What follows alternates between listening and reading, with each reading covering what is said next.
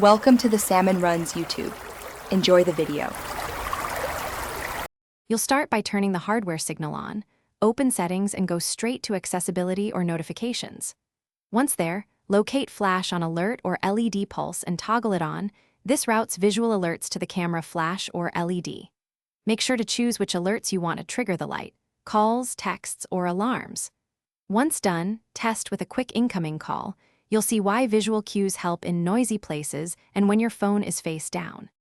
Next, customize the message and behavior so the light communicates meaning. If your OS lacks native LED text, install a trusted LED text or notifier app. Then customize the text, color, blink rate, and priority contacts so each pattern is meaningful. Make sure to grant notification access and camera or flash permissions, because the app needs control of the LED. Once configured, send yourself a test message to verify color and finish by running a full checklist. Test calls, texts, alarms, and any third-party notifications to confirm consistent behavior.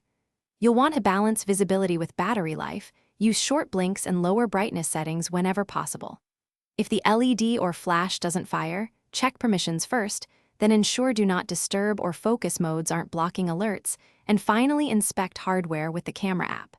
If problems persist, reboot the phone. This often restores LED control and clears stuck notification processes.